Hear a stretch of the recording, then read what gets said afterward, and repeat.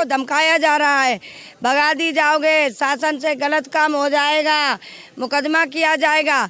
मतलब यहाँ आशा वर्कर्स का 21वां दिन और आप देख सकते हैं ये लगातार दिसंबर की सर्दी में कोहरे वाली और कड़ाकड़ाती ठंड में लगातार रात दिन धरना प्रदर्शन कर रही हैं, अपनी मांगों को लेकर बैठी हुई हैं। लेकिन सबसे बड़ी अचंभे वाली बात आपको हम बता दें वो ये है कि यहाँ पर विधायक भी हैं, मंत्री भी हैं, सांसद भी हैं और इन लोगों ने वोट भी दिए होंगे। वोट दिए हैं कि नहीं दिए हैं? विधायकों मंत्री को दिए हैं। आप लोगों से कोई मिलने आया एक भी बार? कोई नहीं आया। विधायक जी नहीं आए, मंत्री नहीं दिखा, सांसद जी कोई नहीं दिखा, कोई नहीं नहीं वोट तो दिया है, वोट दिया है। तो देखिए 21वां दिन धरना प्रदर्शन का कड़कड़ाती ठंड में और जिस जगह पर बैठी हैं महज 4 से 5 किलोमीटर की दूरी पर विधायक जी का भी कार्यालय है और सांसद महोदय का भी कार्यालय है और जो स्टेट में जो मंत्री हैं उनका भी कार्यालय है। जिस जिले में मंत्री हो, जिस जिले में सांसद हो, जिस जिले में विधायक हो, उस जिले की ये जो जनता है ये ऐसे ही बैठी हुई है एक उम्मीद में कि 20 दिन हो गए, 21 दिन हो गए, 22 दिन हो गए, कभी तो शायद विधायक जी भी आए और कभी शायद मंत्री जी भी आए। और ऐसा नहीं है कि विधायक जी, सांसद जी, मंत्री जी होंगे नहीं, ये भी नहीं है। लेकिन खैर कमरों से निकले क्यों? क्योंकि ये गरीब महिलाएं हैं, इसीलिए शायद मिलने नहीं आए हैं ना आप लोग। तो वक्त की रोटी के लिए ये आशा वर्कर बनी है और रात दिन लोगों की सेवा कर रही हैं।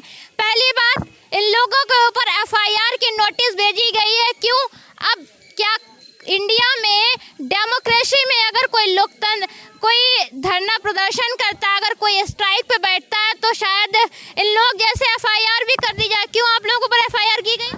जी की गई है। नोटिस भेजा गया? जी भेजा गया। इन लोगों पर FIR का नोटिस भी भेजा गया। क्यों मैडम? नोटिस भेजा गया, मुकदमा किया करने को कहा गया, धमकी दी गई और पुलिस भी आई, बहुत कुछ हम लोगों ने झेला। मैंने ये अपनी जो ज़मीन ये नहीं छोड़ी ताला तो कहने पर, क्योंकि हमारे माननीय जो प्रदेश के जो सब अध्यक्ष आए हैं, उपाध्यक्ष आए हैं, उनके कहने से, माननीय सीमो साहब आए हैं, उनके कहने से ताला खुल जाएगा, मगर हम बहने अभी काम नहीं करेंगे। अब देखिए एक और आपको बड़ी बात बता देते हैं कि अधिकारियों ने इन महिलाओं से अभद्रता भी की, खुलेआम कोर्ट में भेजने की धमकी दी ऑन मीडिया, लेकिन उन अधिकारी के ऊपर अभी तक, आज तक पिछले 5 दिन के बाद भी कोई कार्रवाई नहीं हुई। मैडम कोई कार्रवाई हुई क्या कि हम लोगों को पर? जिस अधिकारी ने आप लोगों को धमकी दी, कोर्ट में भेजने की धमकी दी है ना, अभद्र भाषा का प्रयोग किया, कोई कार्रवाई हुई है? नहीं, कुछ नहीं, उसके बाहुबल बढ़ाए गए हैं। वो अंदर गुटी चल रही है, हम लोगों को धमकाया जा रहा है, भगा दी जाओगे, शासन से गलत काम हो जाएगा, मुकदमा किया जाएगा। मतलब यहाँ डंडे लेके हम लोगों को पिटवा लो और फिर अंदर कह दो कि इनका कोई है नहीं। भाई एक वो शासन पर अधिकारी बैठे हैं, हम लोग गरीब महिला हैं, 2 रुपए नहीं हैं, आज 23 दिन से मर रहे, जूझ रहे, इसीलिए डरवा दे। तो क्या उनके कहने से डर जाएंगे? हम भी अटल फैसले पर है, जब तक उसका निस्तारण नहीं कर लेंगे तब तक हम भी उसकी, जो कोई कहे कि धमकी में इनको हाँ बोल दो या माफ़ी मांग लो, मैं नहीं मांगने वाली। खुद हमारी समाज के अंदर जो बेइज्जती हुई हमारी ऑटो ब्लॉक की बहनों के आगे, अन्य अधिकारियों आगे, जब माफ़ी मांगेंगे तभी कुछ होगा, तब तक कुछ नहीं होगा। देखिए जहाँ विधायक नहीं आए, जहाँ सांसद नहीं आए, तो वही आशा वर्कर्स के लिए एक्टिव संगठन लखनऊ से चलकर कन्नौज आया कि इन महिलाओं के साथ कोई नहीं है, इन आशा वर्कर्स के साथ जिन्होंने इनको वोट दिया, सांसद बनाया, विधायक बनाया, मंत्री बनाया, जब उन्होंने बात नहीं सुनी तो इन लोगों को लखनऊ से चलकर कन्नौज आना पड़ा। सर शुभ नाम क्या है आपका? जी मैं विजय विद्रोही। किस संगठन से हैं? मैं all India central council of trade unions का प्रदेश अध्यक्ष। सर कन्नौज किस विषय में आना हुआ? कन्नौज का जानकारी मिली थी कि बहनें लड़ रही हैं यहाँ, तो इस संबंध में 2 दिन पहले हमने अपना एक प्रतिनिधिमंडल भेजा था और वो लोग आए और इन लोगों से बातचीत करके गए, तो लगा कि एक बड़ा गतिरोध है यहाँ और इस बात को थोड़ा आगे बढ़ाना चाहिए और इस लड़ाई को जो इनकी ऊर्जा है उसको सही दिशा में ले जाया जाना चाहिए। तो मैं इनके नेताओं से बातचीत करने के लिए आया था और चूँकि मैं आया हूँ तो इनके साथ भी बातचीत हुई, तो यहाँ के प्रशासनिक अधिकारियों से भी बातचीत हुई और गतिरोध को हल करने की दिशा में हम लोगों ने थोड़ा सा एक पहल ली है। क्योंकि जो सवाल हैं वो सवाल दरअसल में स्थानीय स्तर पर जो सवाल हैं उनको लोकल एडमिनिस्ट्रेशन एड्रेस कर सकता है। बाकी सवालों को लेकर एक प्रदेश व्यापी लड़ाई चल रही है और राष्ट्रव्यापी लड़ाई चल रही है। तो चाहते ये हैं कि ये जो लड़ाई यहाँ कन्नौज में है ये आवाज़ दरअसल में पूरे देश की आवाज़ बने, प्रदेश की आवाज़ बने और सरकार तक जाए, तो ये उस लड़ाई का हिस्सा बने।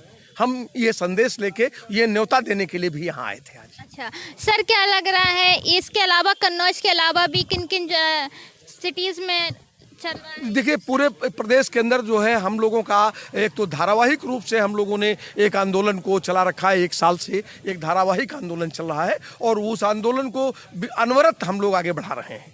तो अभी हम लोगों ने पीछे 12 सितंबर को चूँकि 19 से असेंबली शुरू होने वाली थी तो सरकार, उत्तर प्रदेश सरकार पर कुछ दबाव बनाए हम लोग। इसके लिए हम लोगों ने 12 सितंबर को लखनऊ के इको गार्डन में एक बड़ा प्रदर्शन किया जिसमें 40 जिले से आशा वर्कर्स ने हिस्सा लिया। करीब 10,000 की संख्या थी वहां पर और सरकार के साथ हमारी 2.25 घंटे की बातचीत भी हुई।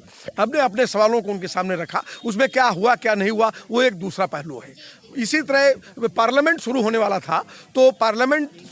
था तो हम लोग 21 सितंबर को वो 21 नवंबर को हम लोग गए और दिल्ली में हम लोगों ने 13 प्रदेशों की आशा वर्कर्स के साथ हम लोगों ने, उत्तर प्रदेश आशा वर्कर्स यूनियन भी उसका हिस्सा था, हम लोगों ने जो है वहाँ पर एक डिमॉन्स्ट्रेशन किया और स्वास्थ्य मंत्रालय को हमने अपनी चिट्ठी दी और उनके साथ भी वित्त मंत्री ने और स्वास्थ्य मंत्री ने हम लोगों को बहुत मजाकिया ढंग से कि जोक जिसे कह सकते हैं 3 मिनट के लिए कहा कि आपसे बात कर सकते हैं। तो हम लोगों ने डिनाई कर दिया कि जब हम आपके पास समय होगा, हमारी ये हैसियत होगी कि हम 3 घंटे आपसे ले पाएंगे, हमारी ये हैसियत होगी कि हम 13 घंटे आपको बाध्य करेंगे आप हमसे बात करिए, तब आप बात करिएगा। 3 मिनट बात। सर सुनिए, मतलब जिस जनता ने पार्लियामेंट पहुंचाया उसी जनता के लिए महज 3 मिनट हिंदू अखबार हिंदू ने फ्रंट पेज पे इसको लीड खबर बनाया और उन्होंने कहा कि what is joke with the scheme workers कि the finance minister have 3 minutes कि 3 मिनट आपके पास है और 3 मिनट में तो नमस्कार है। हाँ, ये हो सकता था कि हम उन संगठनों की तरह होते कि मंत्री जी के बगल में खड़े होकर फोटो खिंचाते,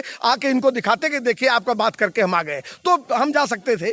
हाय हेलो होता, एक फ़ोटो खींच जाता और वो हमारा चिट्ठी ले लेती, हाँ ठीक है हम बात करेंगे समझेंगे। तो हम लोग बात करना चाह रहे थे, तो हम लोगों ने मना किया कि नहीं हम बात नहीं करेंगे, हम अब उस हैसियत को तलाशेंगे कि कहाँ 13 घंटे आपको हम बैठाएंगे।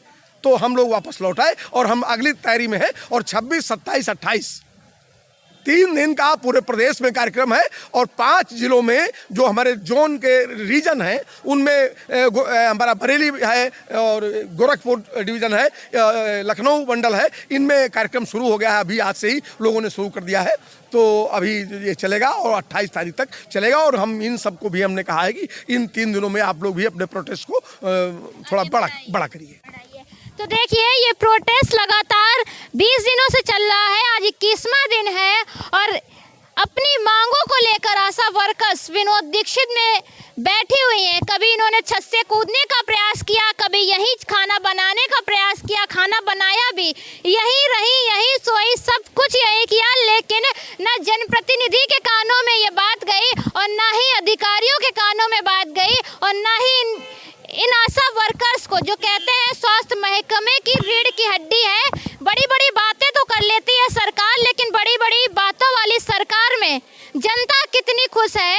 वो जनता, जिस जनता ने सरकार बनाई है, उस जनता की बातें सुनने के लिए जनप्रतिनिधियों के पास समय नहीं है, 2 मिनट का समय नहीं है कि इनके पास आकर कम से कम इनकी मांगे पूरी करना पाना एक अलग बात है, लेकिन इनकी बातें तो सुन सकते हैं। ये उस जगह की बात है, महज 5 किलोमीटर की दूरी से यहाँ पर सांसद महोदय रहते हैं, 5 किलोमीटर की ही दूरी पर विधायक जी रहते हैं, जो इस वक्त प्रदेश सरकार में मंत्री भी हैं। 20 दिनों के बाद भी उनके कानों तक ये बात नहीं गई और इनको कड़कड़ाती ठंड में, सर्दी में